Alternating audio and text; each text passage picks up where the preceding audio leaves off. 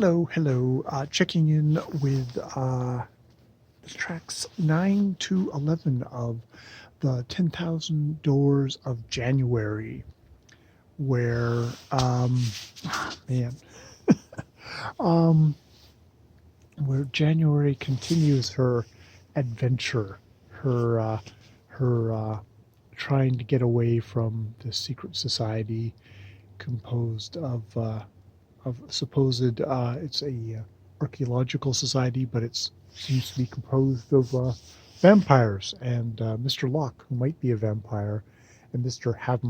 Miser, who definitely is. Convincing Haverson or something, Havmeyer, who definitely seems to be a vampire. She has been given her book back, and she's going to make her escape. And unfortunately, the way she makes her escape is through sharpening the coin that she has that she got from her father, or I think something from her father, sharpening into a point and carving into her own skin and saying the door opens. And so the door opens and she gets through and she gets out. And unfortunately, Mr. Havmeyer is coming for her, and so she rushes in through another door, slams it shut, braces it, finds that she's in a janitor's closet, and they're banging at the door, and she cuts on herself again, and is actually able to open a jagged gap in the space-time continuum and get herself through, and finds herself in a cabin with Jane, her nanny governess, and she's like, and who's there with her? But Bad, who is limping and whimpering, but is alive. And she notices that, there's something coming through the door. So she, indeed, there's something coming through, and it's Havmeyer. So he says, she puts a thing on it that a little addition of the door opens just for me. Just, she puts in there, and it snaps shut. And left behind are a couple of fingertips.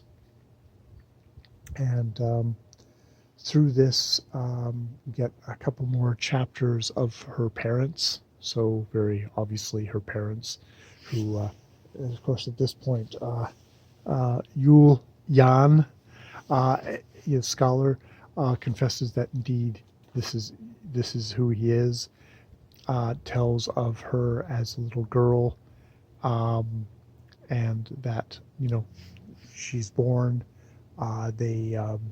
They're raising her. She's just a little infant, but the mother gets wanderlust, and she wants to go visit home again. She wants to visit her aunts and show her that there's another of her kin to have. It's one of these things of saying like, oh, you're so busy traveling throughout the life, you don't realize you're traveling in a circle until you get pulled that way by having a child. So Yule gets all their money together, some other mortgages and stuff. They buy a boat and they go off. But as they go through, there's some kind of horrible force, and they get through, but Ad does not. And as he goes through, he gets clubbed on the back of the head into some kind of strange shape. Perhaps Mr. Locke? Who knows? I guess we'll find out. But this is where you end up with her in Vermont with Mr. Locke, and him working for Mr. Locke for some reason. I guess that will get decided in the last chapter. And she's like, oh, this couldn't, I can believe Mr.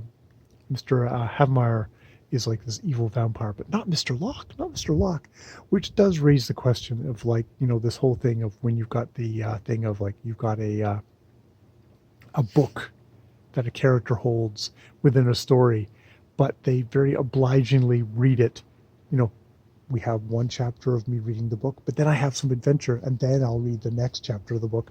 Whereas anyone in this situation would be like, what the fuck's going on? And they would sit down and they would read the entire goddamn book in one go and figure out what the hell is happening. Oh, this is my parents. Oh, this is what's happened. So yes, they get through to that. And who should arrive at the door of Jane's cabin but Miss Tavmeyer hauling a very waxen Samuel, who he has partially drained the lifeblood out of. And it's like, you're going to come back with me or I'm going to kill Samuel here. And, Bug launches itself at Miss Havmeyer and, savagely biting. And, it's such a plucky, strong, vicious dog that, if he was in good health and not had the legs splinted up, maybe he would have won, but he didn't. And he rips back a thing, and he's just about to suck the life out of him. But what happens? Well, we've heard in this section about the origins of Jane. Jane indeed was in West Africa. Her mother just never came back one day from the work camps. You think maybe she died. Hopefully she did and didn't just abandon me. But she escaped, and she escaped multiple times until when she was 14, she went through a door and found these leopard women who were like, fierce modeled thing with yellow eyes and sharp teeth and bows. And and they battled ogres, turning into literal leopards. And she was like, oh, I want to be with them too. But, it's like, oh, you're just a small, helpless creature. So she went back through the door, got a gun, and then fought and killed her own ogre. And thus, for 22 years, she fought and hunted with the leopard women until her father came through the door and closed it so she could never get back through again. And it's like, my father's a door closer? Because indeed it seems this secret society of vampires are all about stability, all about closing off this world that's got easily picked off prey, and they want to close all the doors so that this can all be just for them. And so she has a hard time believing that her father would do that, but she just, in the end, she says, I'm so sorry. Or, that's all she can say. And so when Mr. Avmeyer is about to suck the life out of poor Bug and then just kill Samuel and rip her away, she pulls out a gun. It's actually a gun from Mr. Locke's collection, and shoots him right in the heart, and he dies. He dies saying, "They will come for you. You can never hide from them." Dead. And now they're going to embark on the 6th and final chapter of the 10,000 Doors, the book that she would have read right through the second she had a chance. I guess there's been lots going on. I guess there has been. It's such a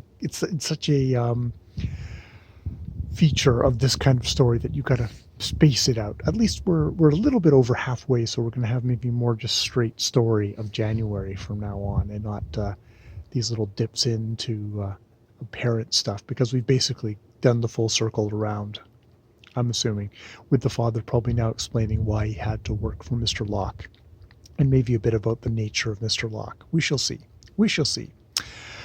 That's all I have for tonight about the 10,000 Doors of January. More videos later.